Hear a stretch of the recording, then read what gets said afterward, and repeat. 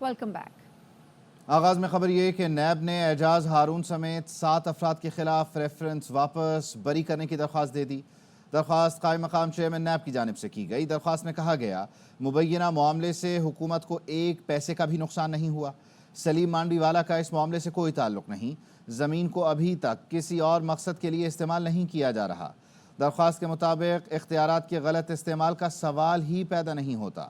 Executive board نے متفقہ طور پر ریفرنس واپس لینے کی سفارش کی۔ معزز عدالت کے سامنے زیر التوا ریفرنس بلا جواز ہے۔ تمام 7 افراد کو نیب قانون کے مطابق بری کیا جائے۔ میرٹ کرتے ہو، عدلیہ میں میرٹ کیا ہے؟ میرٹ دیکھیں، مجھے اپنے نانا کو انصاف دلانے میں 50 سال لگے۔ آئینی عدالت ناگزیر ہے، جوڈیشل پروسیس میں تبدیلی بھی ضروری ہے۔ معذرت کے ساتھ اس بار کالے کوٹ کی دھمکی میں نہیں آنا۔ چیئرمین پیپلز پارٹی بلاول بھٹو کا کوئٹہ میں پیپلز لائرز فورم سے خطاب، کہا اپنے منشور کی بنیاد پر آئین سازی کرنے جا رہے ہیں۔ مولانا فضل الرحمان کے ساتھ اتفاق رائے بنتا ہے تو حکومت سے بات کریں گے۔ طریقے سے آج اپوائنٹمنٹس ہو رہے ہیں وہ تو ہمیں ریفارم کرنا پڑے گا۔ آپ اس اسمبلی پہ کہہ رہے ہو لیجیٹیمیٹ نہیں، اور یہ پورا جوڈیشری کے نظام دس از آل دا ججز فار دا ججز اینڈ بائی دا جج۔ وہ میرٹ کرتے کرتے آپ نے دیکھ لیا کہ میرٹ کیا ہے ہمارا جوڈیشل نظام۔ مجھے 50 سال انتظار کرنا پڑے قائد عوام شہید ذوالفقار علی بھٹو کو انصاف دلوانے، اور وہ بھی کیا انصاف کہ نہ صرف آئینی عدالت بنانا ضروری ہے مگر جوڈیشل اپوائنٹمنٹس کا پروسیس میں تبدیلی لے آنا ضروری ہے۔ اور اس دفعہ معذرت کے ساتھ نہ بلیک کوٹ، نہ کیا کہتے ہیں دوسرے کے بلیک روب کی دھمکی میں آنا ہے۔ میں آئین سازی اگر کرنے جا رہا ہوں تو صرف عوام کے پاس یہ طاقت ہے وہ کہے کہ میں صحیح کر رہا ہوں یا غلط کر رہا ہوں۔ جسٹس منیب اختر کہتے ہیں چیف جسٹس قاضی فائز عیسیٰ نے سینئر جج کو جو جوابی خط لکھا وہ کردار کشی کی مہم زیادہ لگی۔ اہم سوالوں کے جواب نہیں دیے گئے۔ خط میں چیف جسٹس نے اپنی تعریف پر زیادہ زور دیا۔ سینئر ترین جج کی سربراہی میں بینچ کی تجویز دے کر خود سربراہی سنبھال لی۔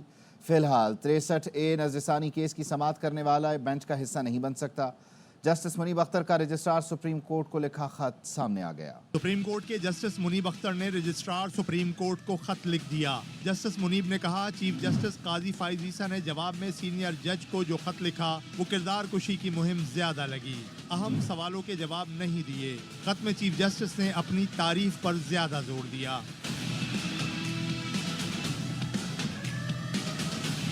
جسٹس منیب اختر نے اپنے خط میں مزید کہا افسوس ہے چیف جسٹس نے آئینی سوالوں کا جواب دینے کے بجائے یہ طریقہ اپنایا۔ 63A نظر ثانی کیس آج 5 رکنی لارجر بینچ کے سامنے سماعت کے لیے مقرر کیا گیا۔ 5 رکنی بینچ 23 ستمبر کی ججز کمیٹی میں ترمیمی آرڈیننس کے تحت تشکیل دیا گیا ہے۔ 17 اکتوبر 2023 سے کمیٹی کی میٹنگز ہوئیں لیکن کبھی بینچ تشکیل نہیں دیا گیا۔ 18 جولائی 2024 کو 17ویں اجلاس میں اچانک کمیٹی ایجنڈے میں بینچ کا معاملہ آ گیا۔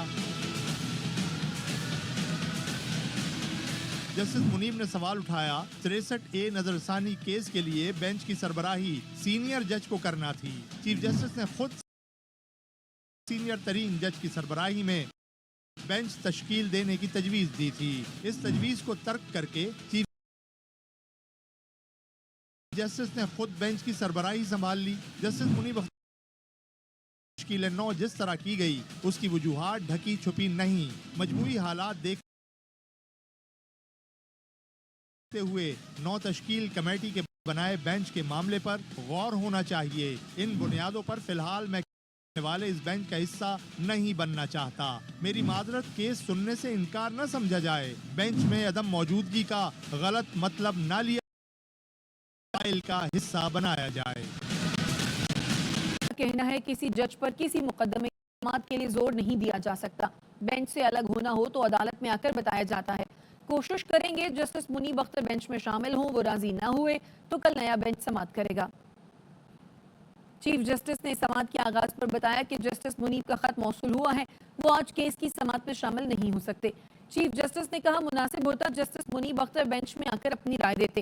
اختلافی رائے کی ہمیشہ حوصلہ افزائی کی ہے۔ ان کا اس کیس کی سماعت میں شامل نہ ہونا ان کی مرضی تھی۔ جسٹس منیب اختر نے خط کو کیس میں ریکارڈ کا حصہ بنانے کا کہا ہے۔ ایسے خط کو عدالتی ریکارڈ کا حصہ بنانے کی روایت نہیں۔ خط عدالتی فائل کا حصہ نہیں بن سکتا۔ امید ہے کل جسٹس منیب اختر بینچ کا حصہ ہوں گے۔ اگر وہ شامل نہیں ہوتے تو نئے جج پر مشتمل نیا بینچ تشکیل دیا جائے گا۔ چیف جسٹس نے کہا کیس کا فیصلہ ماضی میں 5 رکنی بینچ نے سنایا تھا۔ قانون کا تقاضا ہے نظر ثانی اپیل پر سماعت وہی بینچ کرے۔ سابق چیف جسٹس کی جگہ میں نے پوری کی۔ جسٹس اعجاز الاحسن کی جگہ جسٹس امین الدین کو شامل کیا گیا۔ یہ اہم آئینی معاملہ ہے۔ یہ مقدمہ حکومتی معاملات کو متاثر کرتا ہے۔ آج کی تکلیف کے لیے سب سے معذرت کرتا ہوں۔ واپس آئیں گے بریک کے بعد، ہمارے ساتھ رہیے۔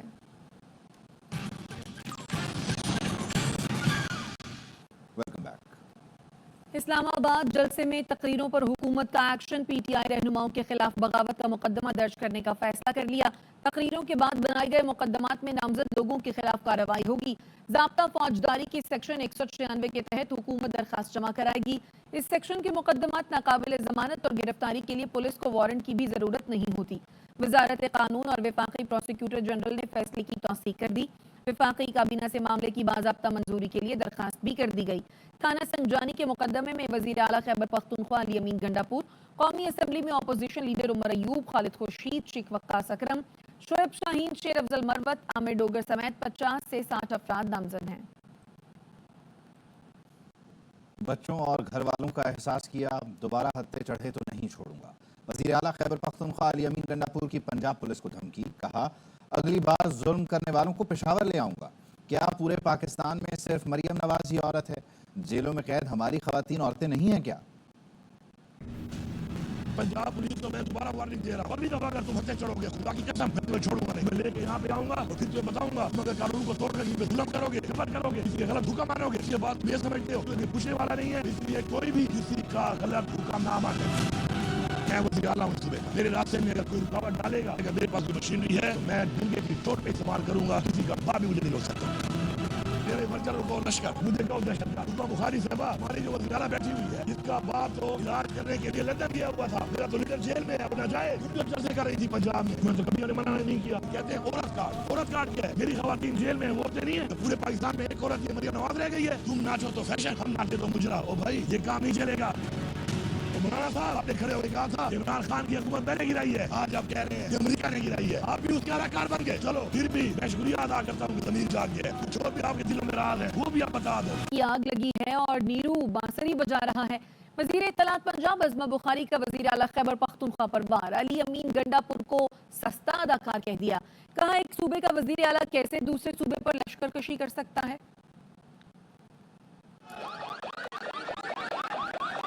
آپ کسی کی توہین کریں۔ اور وزیر اطلاعات پنجاب عظمہ بخاری کہتی ہیں پختونخوا میں دہشت گردی کی آگ لگی ہے اور نیرو بانسری بجا رہا ہے۔ وزیر اطلاعات پنجاب عظمہ بخاری کا وزیر اعلیٰ خیبر پختونخوا پر وار، علی امین گنڈاپور کو سستا اداکار کہہ دیا۔ KPK میں دہشت گردی کی آگ لگی ہوئی ہے، لیکن جو نیرو ہے وہ بنسی بنا رہا ہے، وہ سستی سی اداکاری کرتا ہے، وہ واقعات قسم کے سر ہلاتا ہے، ٹک ٹاک بنا کے نو، یہ نہیں ہو سکتا۔ آپ ایک صوبے کا وزیر اعلیٰ ہو کے دوسرے صوبے پہ لشکر کشی کرنے آ رہے ہیں، آپ فیڈریشن کو نقصان پہنچا رہے ہیں، یہ دہشت گرد جماعت ہے۔ اگر عمران خان اپنی سیاست کے لیے، اپنے گناہ چھپانے کے لیے کسی بھی حد تک جا سکتا ہے، اس ملک کو نقصان پہنچا سکتا ہے، تو ریاست اور اس کے ادارے اور اس کے ذمہ داران کو کوئی نہ کوئی فیصلہ لے لینا چاہیے۔ دور کرانا چاہتی ہے، MNA اور سینیٹر چوری کر کے ترمیم ہو سکتی ہے لیکن اس سے ملک کا نقصان ہوگا۔ سابق وزیر اعظم شاہد خاقان عباسی کا راولپنڈی میں تقریب سے خطاب، بولے آئینی عہدیدار آئین توڑنا چھوڑ دیں تو ملک ترقی کے راستے پر گامزن ہو جائے گا۔ کیسے بہتر ہوں گے، ملک کیسے ترقی کرے گا؟ صرف ایک راستہ ہے، جو آئینی عہدیدار ہیں اس ملک کے، یہ ابتدا کریں، آئین توڑنا چھوڑ دیں۔ ہر آئینی عہدہ رکھنے والا شخص ہر روز اس ملک کا آئین توڑتا ہے، پھر آپ کہتے ہیں ملک نہیں چلتا۔ بھئی آئین آپ کو پسند نہیں ہے تو ترمیم جو ہے عوام کے سامنے رکھ کر کریں نا، آپ کیوں عوام سے ترمیم چھپاتے ہیں؟ حکومت تو آپ کی آج ہے کل نہیں ہوگی، خدا کے لیے اس ملک کا بھی خیال کریں۔ ترمیم شاید یہ حکومت کر لے رات کے اندھیرے میں، MNA چوری کر کے، سینیٹر چوری کر کے ترمیم کر سکتی ہے، ماضی میں بھی ہوا ہے، ہمیشہ ملک کا نقصان ہوا، ہمیشہ ملک کی تباہی ہوئی۔ جمع کرانے کی آخری تاریخ میں توسیع پر غور کر رہی ہے۔ ذرائع کا کہنا ہے وزیراعظم شہباز شریف آج آن لائن منظوری دے سکتے ہیں۔ شعیب نظامی سے تفصیلات جانتے ہیں، بتائیے شعیب۔ جی انکم ٹیکس گزارش جمع کرانے کی آج آخری تاریخ ہے، تاہم اس کے اوپر جو ہے وہ توسیع پر غور کیا جا رہا ہے اور سفارش جو ہے پرائم منسٹر کو کی جائے گی. وہ چونکہ لندن میں موجود ہیں تو آن لائن اس کی جو ہے وہ منظوری لی جائے گی، جس کے بعد جو ہے اس پہ توسیع کیے جانے کا امکان ہے. اس وقت تک تقریباً جو ہے 35 لاکھ گوشوارے جمع ہو چکے ہیں، جس میں سے تقریباً 13 لاکھ سے زائد گوشوارے ایسے ہیں جو کہ زیرو ریٹرن کے اوپر جو ہے فائل ہو رہے ہیں. لیکن سسٹم ایف بی آئی کا ابھی بھی بہت زیادہ اس پہ بہت زیادہ بوجھ ہے اور وہ سلو ہوا ہوا، جس کی وجہ سے جو صرف انکم ٹیکس کی جو سیلری کلاس ہے اس کے جمع ہو پا رہے ہیں. کمپنیوں میں گوشوارے جمع کرنے میں مثال کا سامنا کرنا پڑ رہا ہے. اگر حکومت سے توسیع دے گی تو آسانی ہوگی تمام کے تمام کمپنیوں کو بھی کہ وہ اپنے گوشوارے بر وقت جمع کرا سکیں گے. جی اپڈیٹ کرنے کے لیے شکریہ. ڈرائیونگ لائسنس بنوانے کے لیے اب سندھ کے شہریوں کو لمبی قطاروں میں نہیں لگنا پڑے گا. آن لائن سروس سے آپ گھر بیٹھے اپنا لرننگ اور انٹرنیشنل لائسنس حاصل کر سکتے ہیں. ہمارے نمائندے کامل عارف نے D I G driving license سے بات کی ہے، آپ بھی دیکھیے. سندھ پولیس کے ڈرائیونگ لائسنس برانچ کی طرف سے شہریوں کی آسانی کے لیے آن لائن سروس کا آغاز کیا گیا ہے. یہ آن لائن سروس کیسے کام کرے گی، کون کون لوگ کیسے مستفید ہو سکیں گے، اس حوالے سے ہم جانتے ہیں D I G driving license branch Iqbal Dara صاحب سے. یوزنگ یور موبائل ہماری اس ویب سائٹ پہ جائیں، خود کو رجسٹر کرائیں، آن لائن پیمنٹ کریں اور گھر بیٹھے ہوئے پرنٹ آؤٹ لیں. آپ کا لرنر لائسنس آپ کے پاس موجود ہوگا. 2 ڈیز کے بعد 11 ہماری برانچز ہیں سندھ میں، ان میں کسی بھی برانچ پہ جا کے آپ اپنا پکا لائسنس بنوا لیں. آن لائن جا کے خود کو اسی طرح سے رجسٹر کرائیں، اپنا لاگ ان بنائیں، فیس پے کریں اور اپنا پاکستان کا ایڈریس دے دیں. آپ کہیں بھی بیٹھے ہوئے، امریکہ میں ہو، کہیں پہ بھی ہوں، پاکستان کے ایڈریس پہ آپ کو 2 دن کے اندر انٹرنیشنل ڈرائیونگ پرمٹ مل جائے گی. سندھ پولیس کی جو آفیشیل ویب سائٹ ہے اس کے اوپر بھی اس کا لنک موجود ہے. اس کے اوپر جا کے بھی آپ اس لنک کے ذریعے اپنا لرننگ لائسنس حاصل کر سکتے ہیں اور ساتھ ہی ساتھ انٹرنیشنل ڈرائیونگ لائسنس بھی آپ اس سے حاصل کر سکتے ہیں. آثار قدیمہ اور تہذیبی ورثے کا جشن. انسٹیٹیوٹ آف اسٹریٹجک اسٹڈیز اسلام آباد کے تحت بین الاقوامی کانفرنس جاری ہے. کانفرنس کا مقصد پاکستان کی اہمیت اجاگر کرنا، ثقافت اور سیاحت کا فروغ ہے.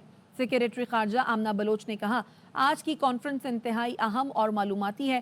ٹیکسلا، موہنجو داڑو اور ہڑپا جیسے مقامات پاکستان کی معاشی خوشحالی میں اہم کردار ادا کر سکتے ہیں. Director general archaeology Taxila museum Anjum Javed نے تقریب سے خطاب میں کہا پاکستان کا ورثہ مصر اور دیگر ملکوں سے زیادہ اہمیت رکھتا ہے. پروفیسر ڈاکٹر روتھ ینگ نے کہا بدھ مت ورثے کے حوالے سے پاکستان میں 6 ایسے مقامات ہیں جن کی قدیم تاریخی اہمیت ہے. یہ سیاحت کے فروغ کا بڑا ذریعہ بن سکتے ہیں. مشاہد حسین سید کا کہنا تھا ہمیں پاکستان کے مثبت تشخص کو اجاگر کرنے کے ساتھ ساتھ ثقافت اور ورثے کو فروغ دینا ہوگا. مزید خبریں اس بریک کے بعد. ہمارے ساتھ رہیے.